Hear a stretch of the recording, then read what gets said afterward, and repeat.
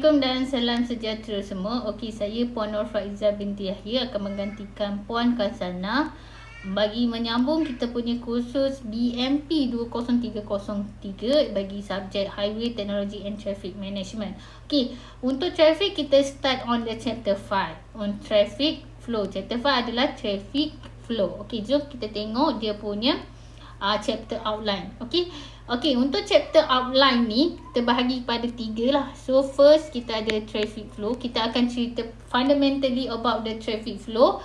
Yang kedua kita ada traffic study analysis. Yang ini kita akan explain berkenaan dengan analisis spot speed study. Next kita ada highway capacity LOS ataupun level of service. Yang ini kita ada 3 kategori, tapi kita main fokus kita akan pergi kepada multi lane highway untuk calculation lah. Untuk basic freeway dengan 2 lane highway memang kita tak cover untuk chapter ni. Saya just explain in part of the theoretical, tapi calculation kita tak cover dalam chapter ni sebab terlalu banyak.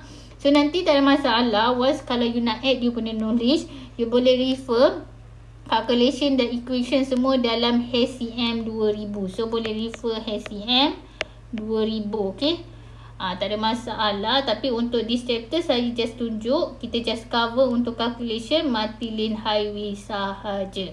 Right, tapi dia tak ada beza banyak, dia just a little bit different dia punya equation dia. Okay, next okay, sebelum saya pergi kepada part 1, so saya nak explain sikit. Untuk part 1 kita akan cover 3 part subtopic, di mana saya akan explain basically introduction on the traffic flow. Lepas tu akan explain basic concept regarding on the parameter yang involved dalam traffic flow. The next kita nak tengok correlation relationship antara speed, flow and then juga density. Okay, first kita go through kepada part 1 dulu pasal traffic flow theory is a fundamental one. Alright, so on the introduction part, road traffic system ni terdiri daripada road user, vehicle dan juga road network. Ketiga-tiga ni dia akan interact each other. Dia interact another each other lah. Maksudnya road user akan interact dengan vehicle dan juga road network. Dia ada relationship yang antara tiga-tiga ni bagi road traffic system. Okay, road traffic system, untuk kita nak study, untuk bagi road traffic system, perkara elements yang perlu kita ambil kira adalah planning design dan juga analysis. So dua perkara yang kita kena ambil kira untuk memastikan kita punya road traffic system ni dalam efisiensi dan juga dalam keadaan yang safe, dalam keadaan yang selamat. Okay, tadi kita sebut road traffic system ni terdiri daripada 3. Road user ni pertama, road user, kedua vehicle, ketiga adalah road network. Okay, so terdiri daripada 3.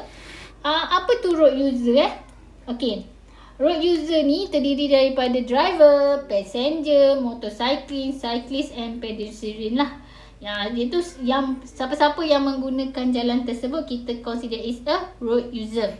Untuk karakteristik dan behavior bagi driver ni, dia terpengaruh, dia influence by 3 factor. Okay, first adalah physical, second adalah environment, 3 adalah psychology. Okay, apa yang dikatakan fizikal ni? Kenapa dia fizikal ni mempengaruhi driver punya factor? Okay, dari segi fizikal pula dia terbahagi kepada 3 lah. So fizikal ni terbahagi kepada 3 benda, iaitu dari segi perception reaction time dan juga vision. Apa tu perception reaction time ni? Dia ni ada berapa perkara faktor yang mempengaruhi dia untuk perception reaction time ni. Tu dari segi age dia, umur dia, lepas tu dari segi experience dia, berapa lama dia dah memandu ni. Okey, daripada physical pemandu tu, sama ada dia OKU ke, dia sempurna ke, dia ada ambil alkohol atau drug tak, ada ambil alkohol ke drug ke, okey, etc lah. Tu kita consider is a perception reaction time. Okey, dari segi vision. Apa tu vision? Okey, perkara dalam yang penting dalam physical factor ni bagi vision adalah visual. Okay, dari segi static and dynamic lah. Lepas tu dari segi depth perception. Okay, kita tulis kat sini lah. So, dia bagi nampak clear. So, saya tarik kat sini. Perkara yang pertama tadi, visual. Kedua adalah depth perception. Right. So, yang ketiga adalah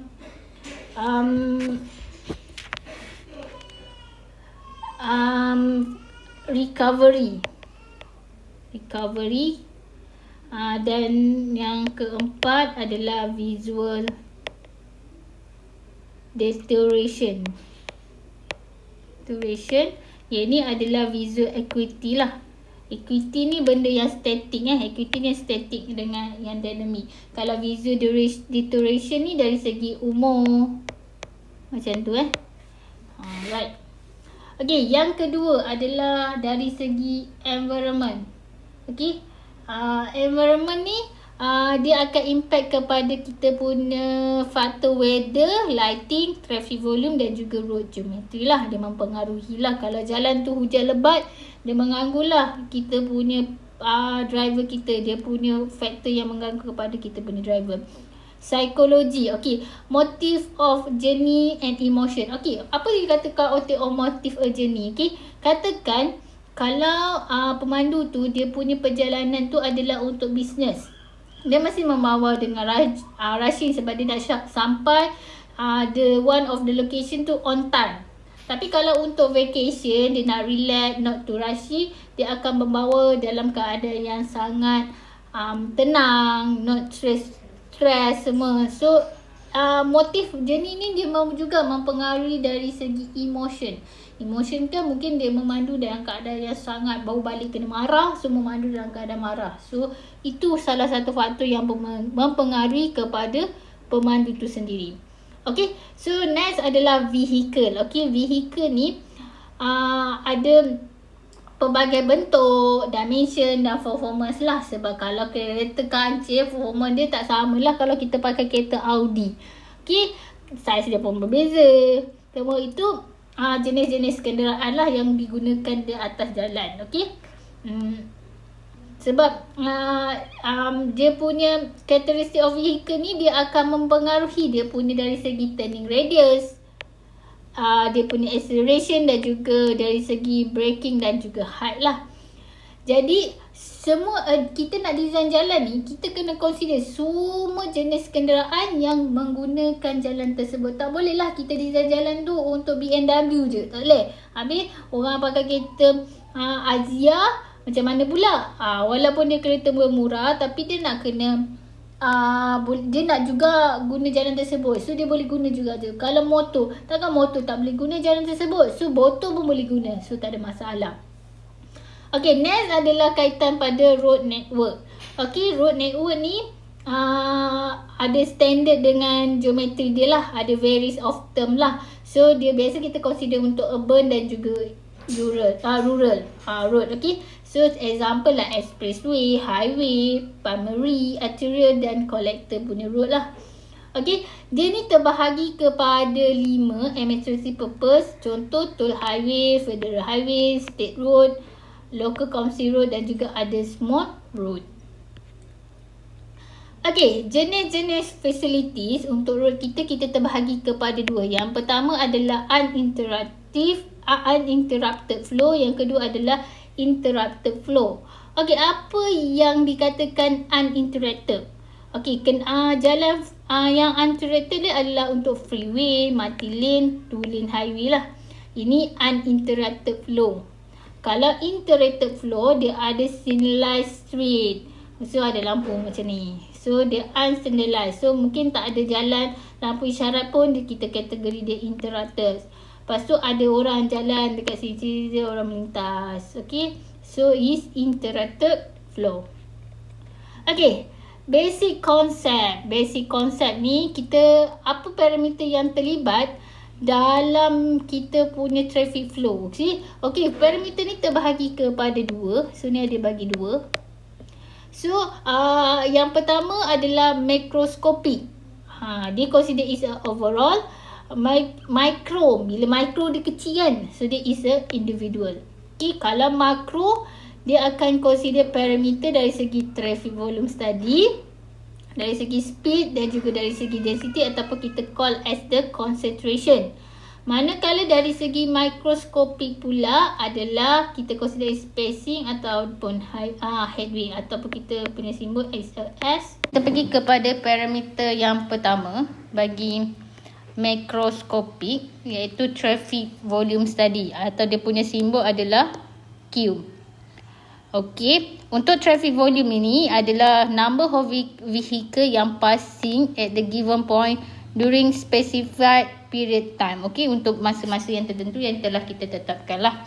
So kita boleh count ni directional ataupun all direction. Okey, so mana-mana pun boleh. So dia punya equation dia adalah Q equal to N over T. N ini adalah number of vehicle, T adalah time. So kita akan dapat traffic volume. Okey, unit yang biasa kita pakai adalah vehicle per hour, per day, per year lah. So bergantung kepada berapa lama jangka masa collecting data kita. Kalau kita ambil untuk beberapa jam atau 1 jam, kita consider is a per hour.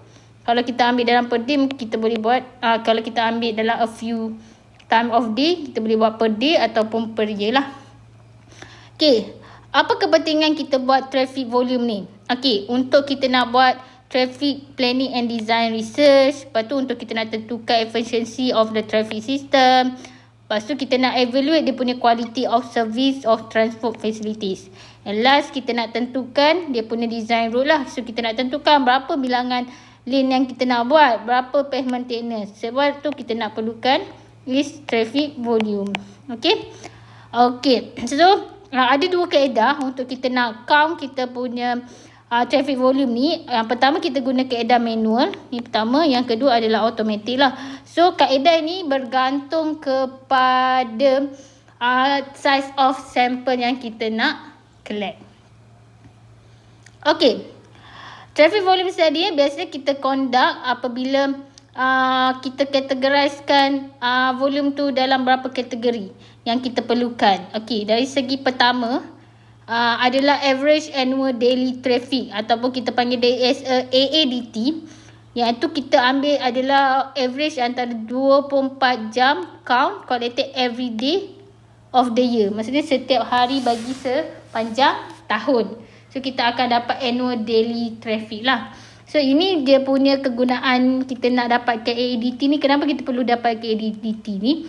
Kita nak tentukan dia punya highway user revenue dan kita nak computize of the crash rate. Berapa banyak crash rate lah. Lepas tu kita nak establishment of traffic volume trend. Kita tengok dia punya volume trend. Lepas tu nak tengok dari segi economic punya feasibility of a highway project.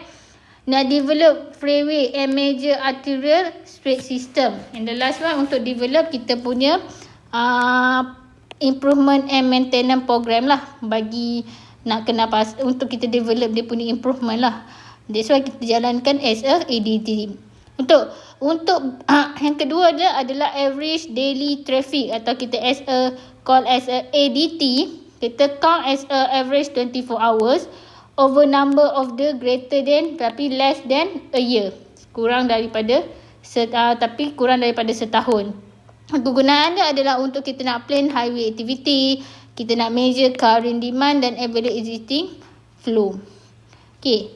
Untuk kedua-dua ni adalah untuk kita dapatkan daily volume lah. Kegunaan dia lah untuk dapatkan daily volume. Okay, yang item C ni adalah peak hour volume. Okay. Peak hour volume ni adalah maximum number of vehicle yang pass a point on the highway during a period 6 minit lah. So dalam tempoh 60 minit.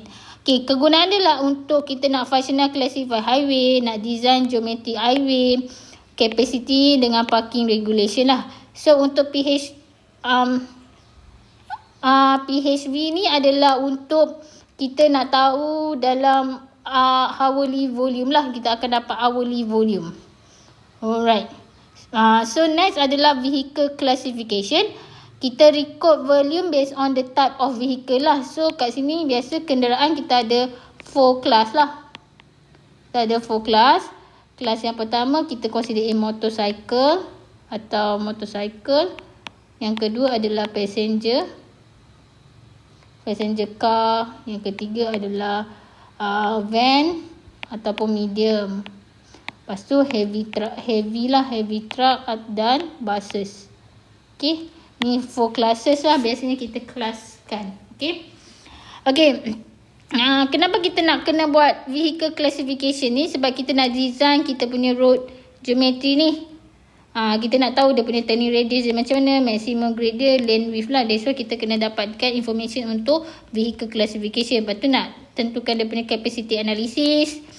Lepas tu adjust dia punya traffic count of the machine. Okay, so kita nak structural design, highway, pavement and bridge. Maksudnya kita nak tengok loading, berapa maximum loading yang akan lalu kepada jalan tersebut. Okay, kalau kita design heavy truck tak boleh lalu kat situ, so heavy truck tak boleh lalu. So kalau nak design heavy truck boleh lalu kat situ, kita kena consider ada loading on the heavy truck punya loading. Okay, classification count ni kita boleh conduct untuk kita dapatkan percentage heavy truck. Kita boleh tengok berapa banyak kenderaan heavy truck lah, berapa persen.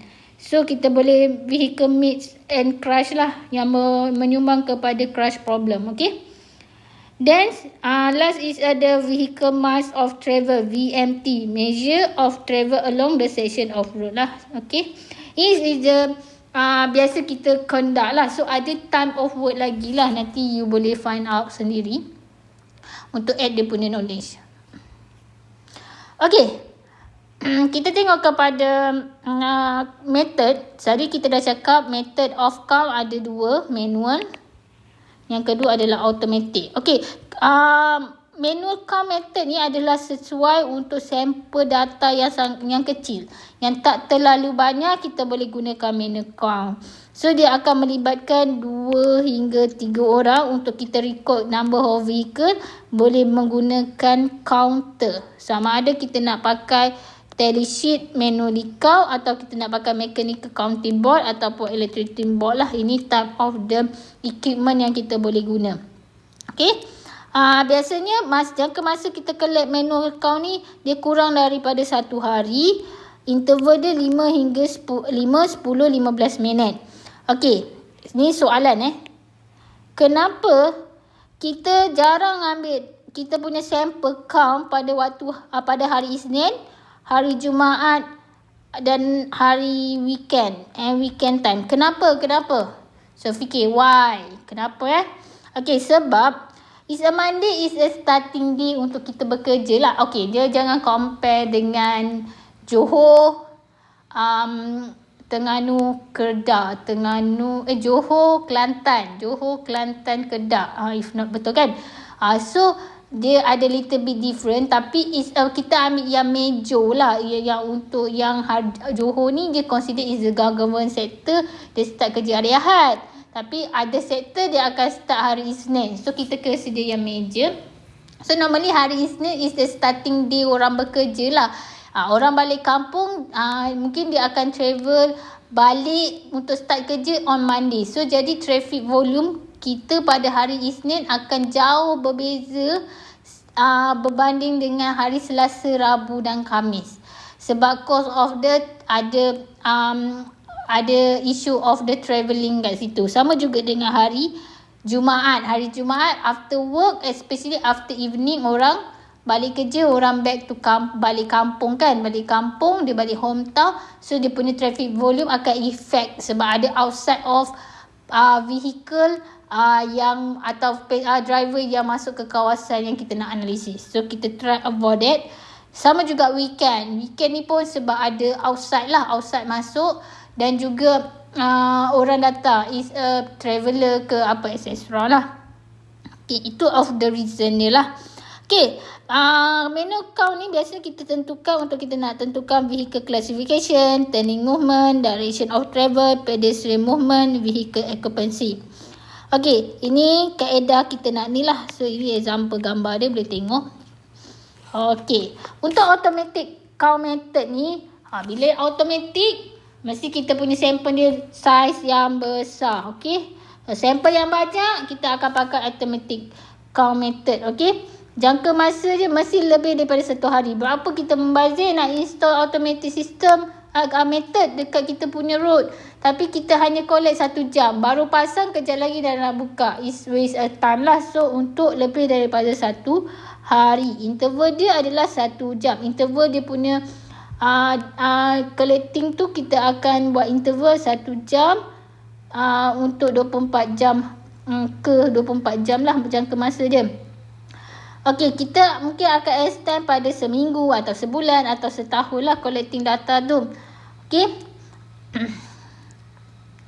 Okey, untuk automatic count ni biasa kita gunakan untuk kita tentukan vehicle hourly pattern. Kita nak tengok hourly pattern dia macam mana, daily or seasonal variation agro trend. Lepas tu kita nak tentukan annual traffic estimate.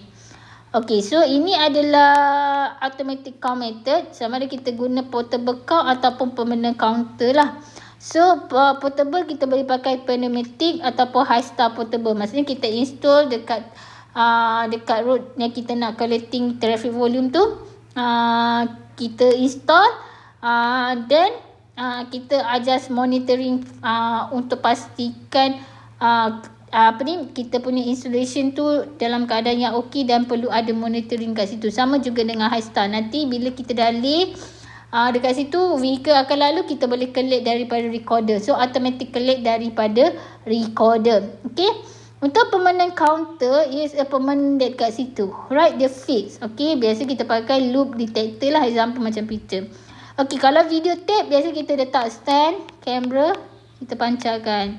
So dia akan nampak berapa banyak kenderaan yang lalu lah. So dia akan capture the area. Okay, counting period. Okay, ada waktu-waktu yang sesuai atau dicadangkan dan digalakkan untuk kita collecting data pada masa tersebut. Ada benda yang kita kena elakkan, tak boleh kita tak boleh collect pada masa tersebut. Okey, kita tengok apa masa atau masa yang sesuai untuk kita buat collecting data. Okey, yang pertama adalah kalau kita nak count data untuk 24 jam, kita boleh start kita punya daripada start tengah hari Isnin hingga tengah hari Jumaat. Okey, sebab apa? Kita nak try avoid yang morning orang travel. Okey, dengan Friday evening orang travel back ke hometown tu. So kita nak try over that lah. Okey, so kalau kita buat 16 hour count pula daripada masa dia 6 pagi hingga 10 malam. Okey, okay, sebab kita dah include the evening traffic sekali untuk daytime lah. Okay, tapi kena make sure try avoid hari Isnin, weekend dan juga hari Friday. Okay, then 12 jam. Kalau kita count 12 jam, kita akan start daripada 7 pagi hingga 7 malam. Tapi kena pastikan kena cover most daytime traffic moment. Kena cover especially dekat commercial or business area. Okay, sebab kita nak tahu traffic flow kat sini.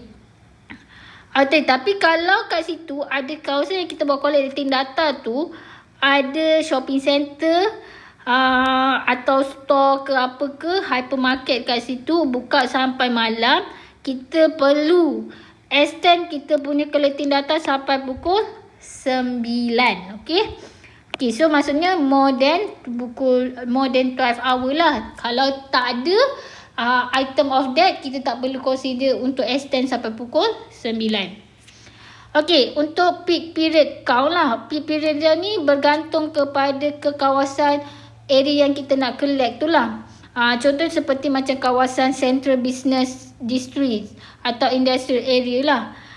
Sebab kita nak tengok dia punya facilities kat situ. Jadi biasanya kalau untuk peak period count ni, untuk kawasan-kawasan yang metropolitan area ni, kita akan gunakan masa antara pukul 7 sampai pukul 9 dan pukul 6 sampai pukul 4 hingga pukul 6. Okey. Itu untuk masa yang dicadangkan yang sesuai untuk kita buat collecting data kita punya sampel. Okay. So untuk waktu-waktu yang kita kena elakkan untuk collecting data. Okay, seperti contoh special event. Kalau ada special event macam holiday ke, ada sport, ada pertandingan bola sepak dekat kawasan situ, tiba kita nak pergi collect. Mestilah kita tak akan dapat the actual of the traffic. Macam kita tak boleh nampak the trend yang betul lah. So ada exhibition ke, ada sale ke, okay, so dia punya traffic volume dia akan berbeza daripada as a usual. Okay. Then kita pergi ke item kalau berlakunya abnormal weather condition. Okay, kalau hujan lebat, orang mesti tak keluar kan, orang stay kan. Jadi kalau banjir ke apa, macam mana kita nak buat collecting data? It's the avoid on that time. Okay, temporary closure of street affecting the volume pertain. Jadi ada temporary closure lah kat kawasan situ. Lepas tu transit or tracking strike. So ini adalah perkara yang waktu-waktu yang kita kena elakkan masa kita nak buat collecting data. Okay, parameter yang kedua adalah speed. Unit dia adalah U. Defined as a distance travel per unit. Maksudnya distance travel per unit time. Okay, D over T lah maksudnya. Macam tu lah lebih kurang. Speed usually used to describe the quality of journey and the performance of road network in the accommodation traffic demand. That depends on the driver characteristic. So, vehicle, traffic composition, time, area type and surrounding environment. Ini perkara-perkara yang memberi efek kepada speed bagi setiap pengguna jalan raya tersebut. Okay. So untuk speed ni terbahagi kepada 5 type. Okay, type. Pertama adalah spot speed. Adalah data kita mengambil kira speed vehicle yang melalui jalan tersebut. Okay, maksudnya kita ada point A, kat sini point A, point B. So kenderaan tu start kat sini. Lalu dekat point yang kita dah mark A, SA, kita start collecting data. Start, dia punya masa, dia lalu, lepas tu bila dia dah lepas kat point B, kita stop data dia. So kita dah dapatlah berapa speed bila dia lalu dekat kawasan tersebut. That's why kita call as a spot speed. Okay, kita ada distance dia lalu dengan masa dia ambil untuk dia lalui masa tersebut. Okay. Okay, jika distance ataupun kita S ataupun D lah, distance ni kurang daripada 100 meter, then speed measure kita kena as a speed. Kalau dia kurang daripada 100, kita consider as a spot speed. Okay, untuk item kedua adalah journey speed. Okay, journey speed ni kita akan consider delay yang menyebabkan delay bagi traffic tersebut. Okay, so kita punya total journey ni include ni termasuk dengan delay yang menyebabkan delay yang disebabkan oleh traffic. Okay, kita consider. Okay, kita pergi kepada running speed. Kalau running speed ni dia kena tolak amount of delay, berapa jangka masa delay. So baru consider is a running speed. Kita kena minus with delay. Okay, untuk time mean speed ni adalah arithmetic mean. Okay, ni dia punya formula. Untuk the next adalah space mean speed ataupun kita call as SMS. Bukan SMS yang telefon ni, tapi space mean speed. Okay, ini adalah formula yang kita akan gunakan. So kita tengok example macam mana kita nak calculate time mean speed TMS dan juga space mean speed SMS ni. Okay, tengok pada first example.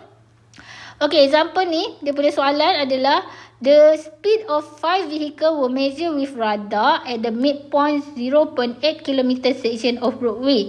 The speed for vehicle as per show in the table below. So ini adalah dia punya data. So dia ada 5 vehicle. Okay, dia punya ada 5 speed yang berbeza.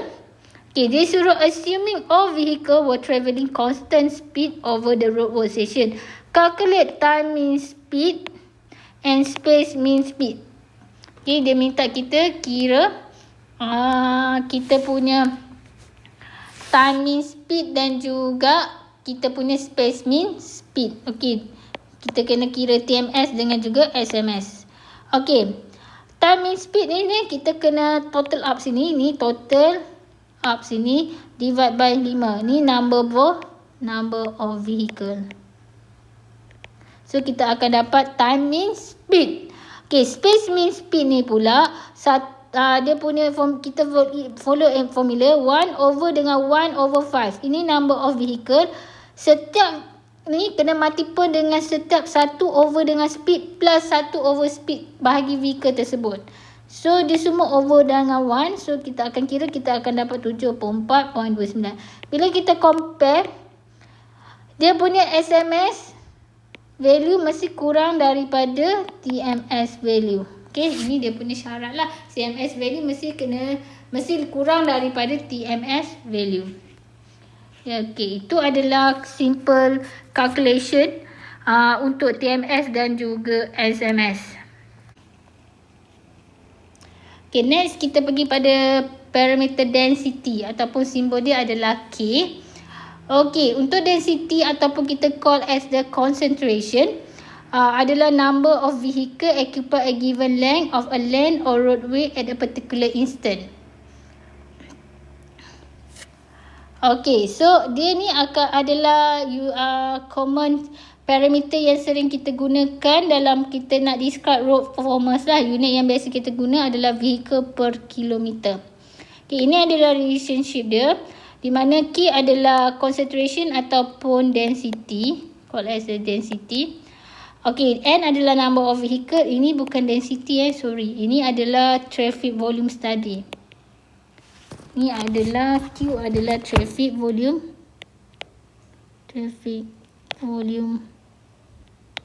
study. Road traffic volume study tadi. U adalah speed, L adalah length. Okay. Okay, so density adalah vehicle over length of road. Okay, next kita pergi kepada spacing. Okay, spacing ataupun dia punya simbol dia adalah S and juga headway lah, H. Okay, distance di antara successive vehicle in traffic lane is a spacing ataupun kita panggil is a speed headway. Okay, ni adalah S, ni adalah H. Okay, dia punya vehicle in traffic ni measure daripada front bumper to front bumper. Maksudnya kalau kat sini, dia akan pergi dekat front kat sini. Okay, kita akan measure dari segi dia punya space dia dan juga dia punya time dia.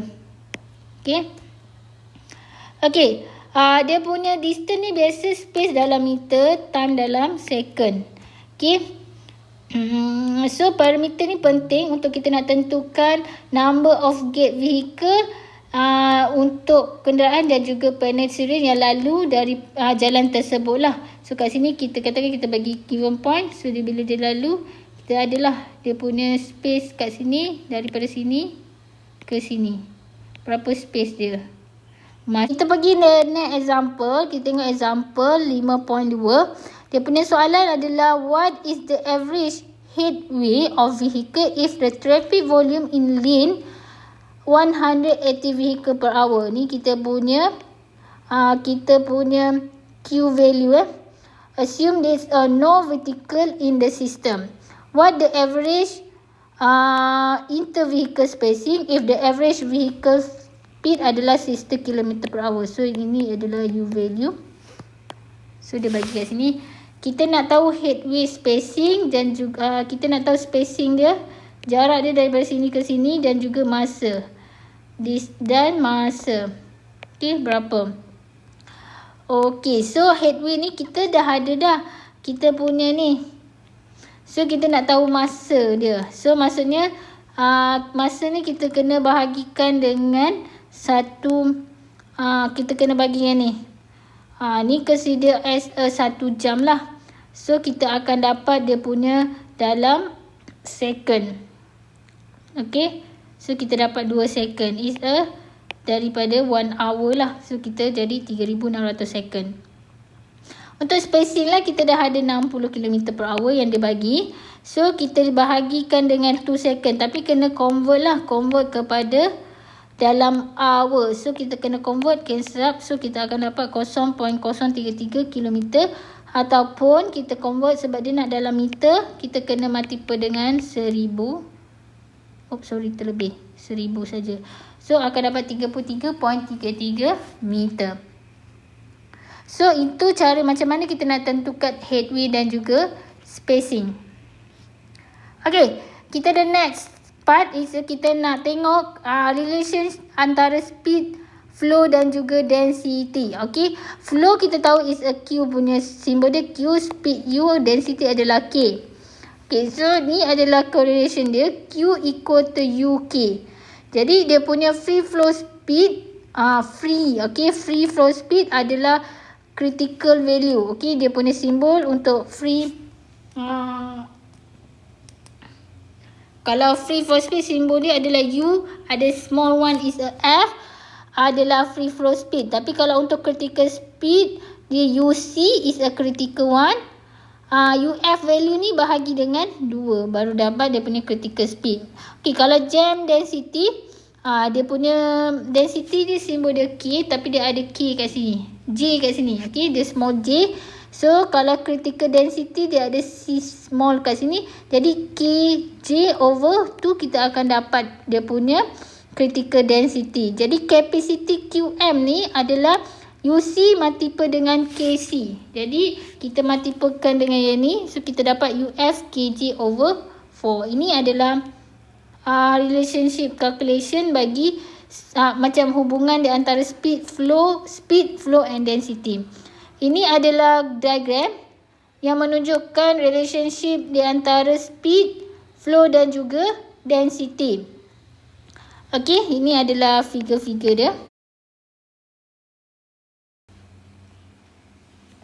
Okey, kita tengok kepada the next example 5.3 untuk relationship speed, flow and density. Okay, so the punya question is traffic volume during the stable free flowing condition is 600 vehicle per hour with average speed 75 km per hour. Estimate the average speed of traffic under congested situation for the same volume of the traffic. Is speed and density are linearly related. The maximum free flow speed for the road section is 90 km per hour. Okay, so dia punya free flow dia adalah 600 vehicle per hour. Then dia punya average speed adalah 75 and dia punya maximum free flow adalah 90. So bila maximum dia jadi is the UF. UF ni adalah kita punya free flow speed lah. So is the 90s. Alright. So then kita tengok kita punya graph untuk speed flow relationship. So kita draw, kita just ambil kita punya diagram untuk speed flow ni dan kita mark kat mana Q1 kita, kat mana kita punya UF kita, right? So UF kita tahu U adalah 600, adalah 90. Ni adalah 90 km per hour. Di mana kita punya dia punya the maximum one lah value. Then dia punya Q1 adalah 600. Ini 600 vehicle per hour. So kita tak tahulah point tu kat mana. Kita just mark is consider is a Q1. Ini adalah QC lah. QC kita punya capacity. Okay, capacity value. Then untuk dapatkan UC kita tahu kat sini dia memang standard formula. So kita nak tentukan U2. Okay, U1 kita adalah 75. Right. So jadi macam mana kita nak tentukan kita punya average speed. Average speed ni adalah untuk U2 kita. Jadi kita daripada graf ini 90 tolak 75 kita akan dapat 15 km per hour. That's what is the average speed. Okay. Untuk the next example, vehicle example 5.4 The question is, vehicle in the traffic stream move at the average headway of 12.2 seconds. The average speed is 80 km per hour. Estimate the flow rate and density of the traffic stream. So, dia minta kita tentukan flow rate and density. Okay, dia dah bagi headway, average headway 2.2 second dan speed 80 km per hour. Jadi, kita guna formula ni. Right, so kita dah ada headway adalah 2.2, tapi kita kena convert in hour. Right, so kita dapat Q value adalah 1636 vehicle per hour. Then kita calculate dia punya density. Kita pakai relationship ni, Q equal to UK. Jadi kita rearrange kita punya simbol, jadikan K ke depan. Is a density. So Q kita dah dapat, kita dah kira, just masuk balik. Just kita dah dapat average speed 80. So divide by 80, so kita dapat density is the 20.45 vehicle per kilometer. Just simple question. The last question, the last example on this topic, on this subtopic. The question is, free flow speed of vehicle on the road section is 88 km per hour. Jam density is 220 vehicle per hour. So it's a free flow. Free flow we consider is UF symbol. The jam density is a K symbol, the small J. Estimate the traffic density on the road if the traffic flow is at the maximum level. So dia minta kita tentukan traffic density on the traffic flow at the maximum level. Estimate also the maximum flow for the road section and the average speed of vehicle at the maximum traffic volume. Okay, so ada dua lagi dia suruh kita tentukan. First tadi dia suruh tentukan traffic density untuk maximum level. So maksudnya dia suruh tentukan nilai KC lah. Okay, the maximum one. So then dia minta tolong, dia suruh kita decide dia punya average maximum flow for the road section and the maximum average speed. Okay, so ada dua benda kita kena kira. So kita tentukan dulu density. KC ni kita dah tahu KJ over T. So kita dah ada KJ value. Just masukkan 228 bahagi 2. So kita dapat KC is the density when the traffic flow reach the maximum value adalah 100 is a 14 vehicle per kilometer. Then dia minta estimate dia punya maximum flow, QC. Okay, QC kita pakai formula ni. Okay, so dia punya capacity lah. Actually dia punya capacity. So UF is the 88. Kita dah dapat daripada soalan. So KJ is this one 228. So multiple and divide by 4. Kita dah dapat the maximum flow QC capacity. So dia minta kita kira the average speed adalah QC. Average speed ni average speed. The average speed at the QC. Okay, jadi UC dia adalah UF over 2. Okay, so jadi 88 kita punya speed bahagi dengan 2, so akan dapat 44 km per hour.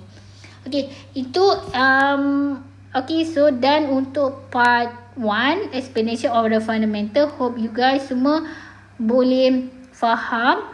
So the next section video kita akan explain part 2 on this topic. Okay.